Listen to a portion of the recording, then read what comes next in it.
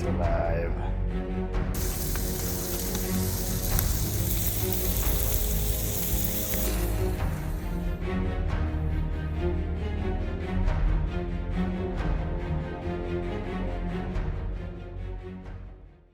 Welcome back, friends and sea monster enthusiasts.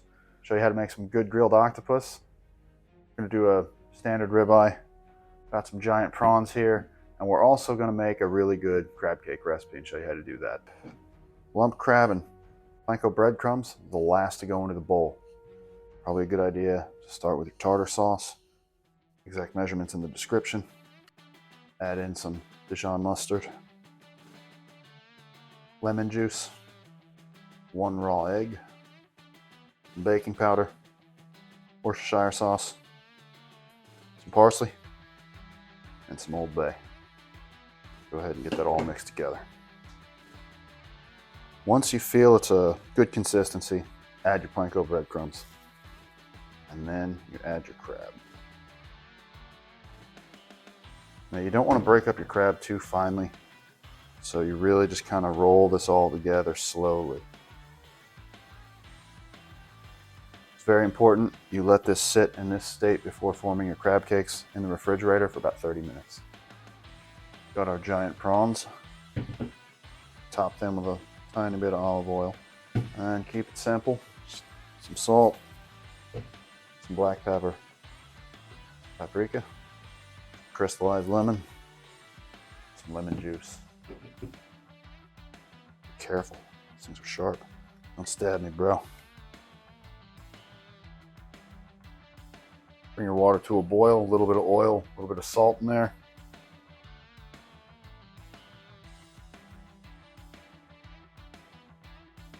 Just dip them in.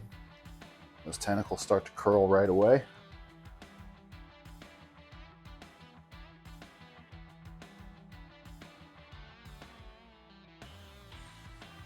Yeah, look at that. Sea monster. Add a little more salt.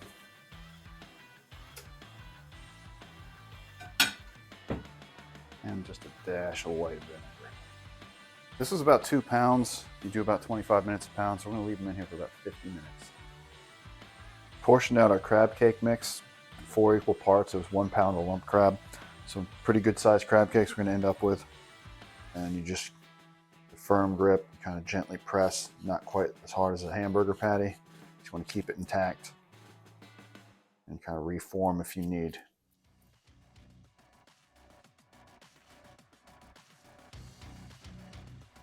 Got them ready to go. They're going to go in the oven at 425 for about 12 minutes. When that 12 minutes is up, turn the broiler to high. 2 more minutes, you're done. Got some nice thick choice ribeyes here. This one here looks like the first cut right off the chuck end. This one here, pretty good size cap as well. These are gonna be nice. We're just gonna hit them with a little salt, pepper, garlic, throw them on the charcoal grill.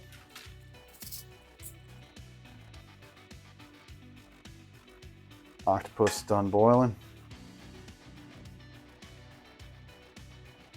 So we cooked them whole, head on. We're gonna go ahead and remove that first. It's pretty hot, so we'll see how this goes.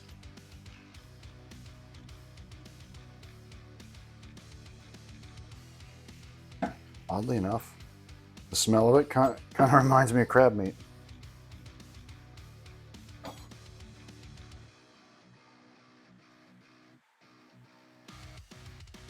So in here, octopuses have a beak. That's what this hard piece is here. The scientific term is grundle beak. So you just remove that octopus beak from the octopus grundle.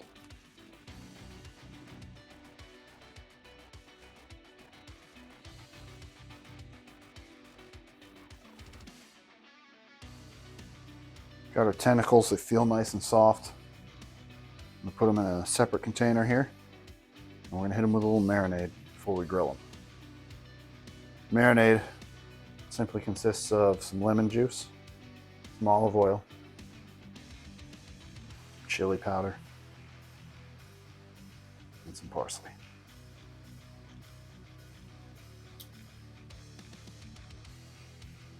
So we got this mixed in pretty well.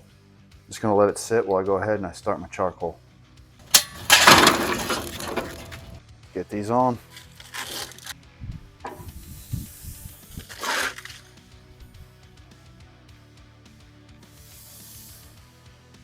Charcoal grill was built by my grandfather.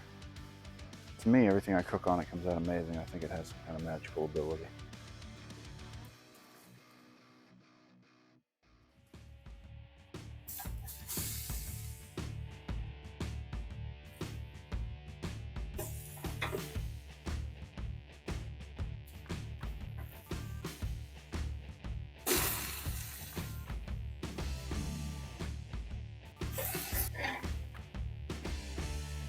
Get these giant shrimp on. Got our steaks off. This is ready to roll.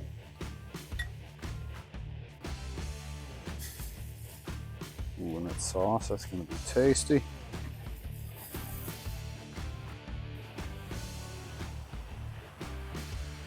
Yeah.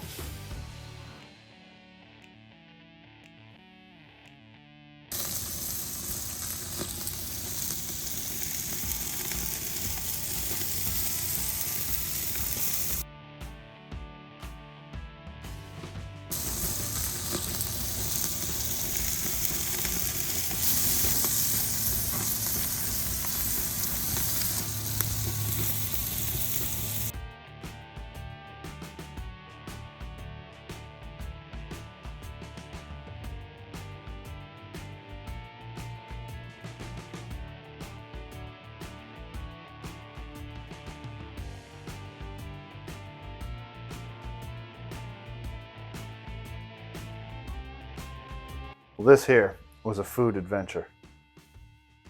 Giant prawns, octopus, delicious ribeye, homemade crab cake.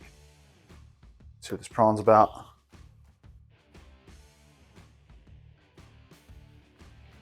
Delicious. I taste the charredness.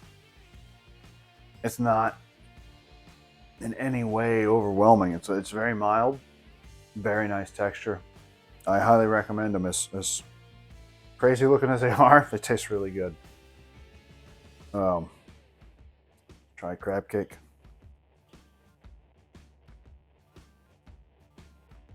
Absolutely delicious. Full of flavor. Second to none there. That's how you do it, guys. We intentionally baked them instead of frying them. We've done them both ways. And we don't bread the outside. We feel the breading in the middle is enough. You actually start to take away from it. You start to make it taste like any kind of cheap breaded bagged seafood product as soon as you do that. But doing it this way, it's nice and it's flaky and you got the good texture. Outstanding. I'm telling you, if you try that, you will not regret it. A perfectly cooked, good seared ribeye.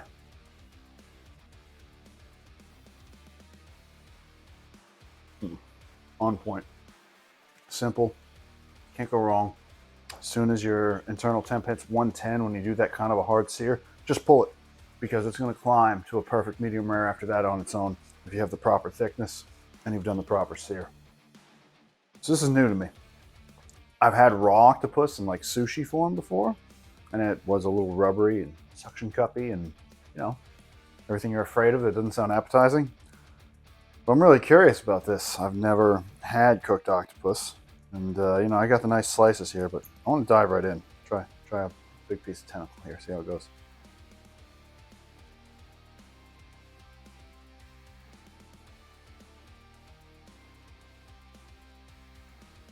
It's good. Very good. It's actually very mild. And the textures are actually very soft. I feel like it requires a sauce.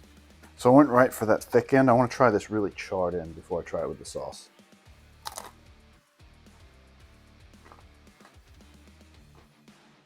That's good. Like the pork rind of the sea right there. Like a pork crackling of the sea. Yeah, nothing wrong with that. I'm not gonna lie, the price of octopus, maybe it's not worth it to achieve this. But all these things in conjunction, I mean, it's kind of an amazing feast. I got some sweet chili sauce because I feel like That's going to bring this up to amazing. You know, sugary syrup all over your mild seafood. Let's see. That did it. It's amazing now. Well, guys, I hope you agree with me that a dish like this brings surf and turf to a new level. If you haven't subscribed already, please go ahead and do so. If you like this video, give us a thumbs up. Thanks a lot for watching. Just gonna go ahead and have dinner here. Outstanding. I mean, this thing obviously came from another planet, but this thing has a sword on its face.